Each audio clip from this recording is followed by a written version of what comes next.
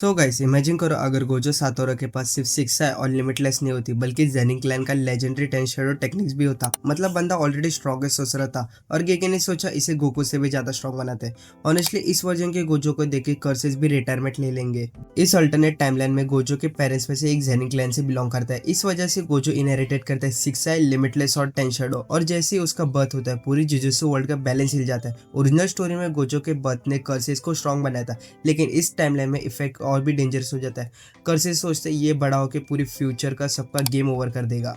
Gojo का childhood काफी अलग होता है। उसकी ट्रेनिंग दोनों क्लैन के अंडर चलती है। गोजो का क्लैन उसे इन्फिनिटी और शिक्षा कंट्रोल करना सिखाता है, जबकि जेनिंग क्लैन उसे टेन शैडोज और शिकिगामी मास्टर ही सिखाते हैं। लेकिन ऑब्वियसली गोजो को रूल फॉलो करना पसंद नहीं है। टीचर सीरियस ट्रेनिंग दे रहे होते हैं और गोजो साइड में बैठकर अपने डॉग को सनग्लासेस पहना रहा होता है। और इसी टाइम पे उसकी मुलाकात होती है नायोयो जेनिन से। नायोयो ऑलरेडी एरोगेंट था, लेकिन गोजो को देखने के बाद वो और ऑब्सेस हो गया। हर जगह वो गोजो के पीछे घूमता रहता था, जैसे वो फैन बन गया। मीनवाइल गोजो उसे बस टॉलरेंट करता था, लेकिन एक और इंसान था जो गोजो को देखकर और ज्यादा गुस्सा होता था, और वो था टोजी।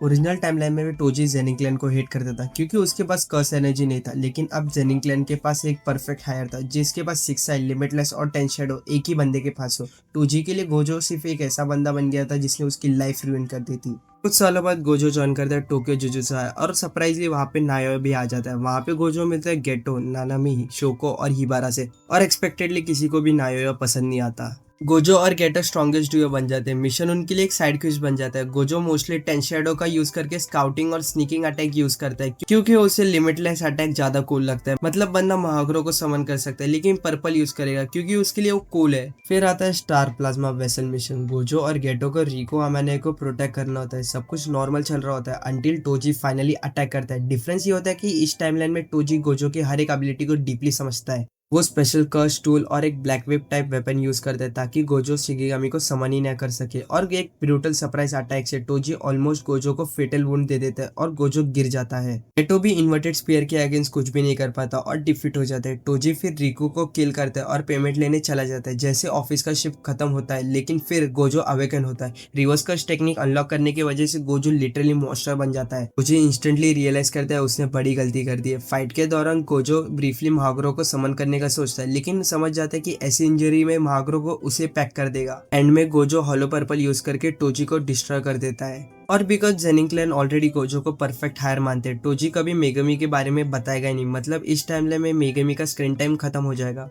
इस इंसिडेंट के बाद गोजो मेंटली काफी चेंज हो जाता है। उसकी रेपुटेशन भी हिट होने लगती है क्योंकि वो रिको को सेव नहीं कर पाया। लेकिन सबसे इंपॉर्टेंट थिंग ये होती है कि गोजो और गेटो क्लोज हो जाते। गोजो एक्चुअली नोटिस करता है कि गेटो मेंटली स्ट्रगल कर रहा होता है, विच मीन गेटो इविल बनता ही नहीं है। और यही एक चेंज पूरी स्टोरी को कम्प्लीटली रीराइट कर देता है क्योंकि गेटो कभी कर्स यूजर का लीडर नहीं बनता। केंजाकू का बॉडी कभी उसे मिलता ही नहीं, और बिना गेटो के बॉडी के केंजाकू का प्लान काफी डिफिकल्ट हो जाता है। टाइम स्किप के साथ गोजो और भी स्ट्रांग होता है। इवेंचुअली वो महागरो को टेम कर लेता है और ऑनेस्टली इसके बाद जुजुत्सु वर्ल्ड का पावर स्केल ऑफिशियली बहुत हाई हो जाता है। और इमेजिन करो इन्फिनिटी के साथ महागरो अडेप्टेशन, सुकोना भी उसे दूर से देखकर भाग जाएगा। गोजो मीनवाइल जेनिंग क्लैन को टॉक्सिक रूल भी फिक्स करना स्टार्ट कर देता है। वुमेन और जीरो कर्स यूजर के अगेंस्ट जो भी डिस्क्रिमिनेशन थी वो ग्रेजुअली खत्म हो जाता है। इसलिए इस टाइमलाइन में माकी जेनिन और मेया जेनिन को ओरिजिनल स्टोरी में सफर नहीं करना पड़ता। बाद में गोजो यूता को जुजुत्सु हाई बुलाता है, और क्योंकि गेटो कभी विलन नहीं बनता, यूता का ट्रेनिंग भी काफी डिफरेंट होता है। गेटो और नानामी उसके मेंटर बनते हैं। इस टाइमलाइन में नानामी भी स्ट्रांग होता है और इवेंचुअली डोमेन एक्सपेंशन अनलॉक कर लेता है। कुछ साल बाद मेन स्टोरी बिगेन होती है, लेकिन क्योंकि मेगमी स्टोरी में नहीं है, कर्स ऑब्जेक्ट रिट्रीव करने के लिए गोजो यूता को भेज देता है। वहाँ पे यूता की मुलाकात होती है इतादोरी यूजी से, और अनलाइक मेगमी, यूता इंस्टेंटली नोटिस करता है कि यूजी के अंदर मैसिव कर्स एनर्जी हिडन है। लेकिन केंजाको एक प्लान एग्जीक्यूट करता है। सिंस उसके पास गेटो की बॉडी नहीं है, वो ओरिजिनली मेगमी को सीक्रेटली टारगेट करता है और उसकी बॉडी पोजेस कर लेता है। जेनिंग क्लैन उसे हैप्पीली एक्सेप्ट भी कर लेते हैं क्योंकि उन्हें लगता है और एक टेन शैडो यूजर फाइनली आ गया है। टीम यूजी, नोबारा और मेगमी से बनती। प्रॉब्लम यह है कि मेगमी एक्चुअली केंजाको होता है। सेकंड मिशन के दौरान फिंगर बियर अटैक करता है और फिर मेगमी इंटेंशनली नोबारा को मरने देता है ताकि यूजी मेंटली ब्रेक हो सके। और यूता इवेंचुअली सस्पेक्ट करने लगता है कि कोई तो अंदर का ही जासूस है।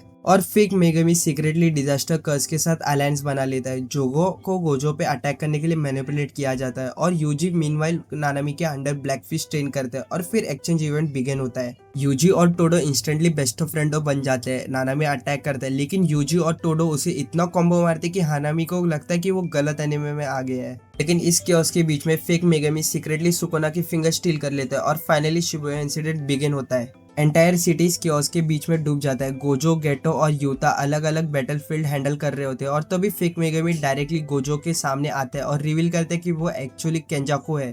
गोजो एक सेकंड के लिए हेजिटेट करता है और वही इनफ होता है। प्रिज्म रेल एक्टिव होता है और गोजो सील हो जाता है। इस टाइम पे सुकोना फुल्ली रिवाइव होता है और केंजाको के बॉडी में ट्रांसफर हो जाता है ताकि वो 10 शैडो का एक्सेस मिल सके। लेकिन प्रॉब्लम यह है कि गोजो भी ऑलरेडी 10 शैडो मास्टर कर चुका होता है। थोसरा क्विकली गोजो को अनसील करने का प्लान बनाते हैं। सिंस गेटो अलाइव है वो उसके पेट से ब्लैक रोप अरेंज करवा लेता है और काफी जल्दी गोजो को फ्री हो जाता है।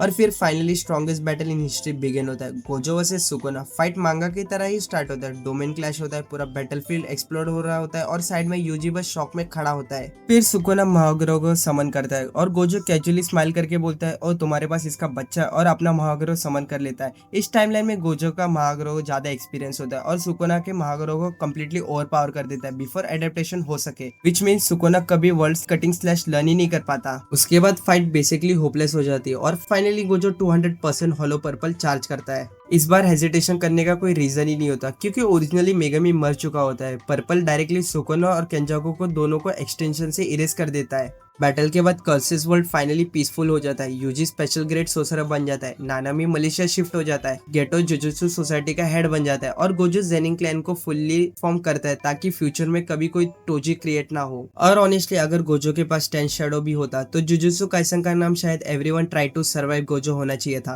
अगर तुमको ये वीडियो पसंद आए कमेंट में जरूर बताना और लाइक शेयर सब्सक्राइब करना ना भूलना। मिलते हैं नेक्स्ट वीडियो में।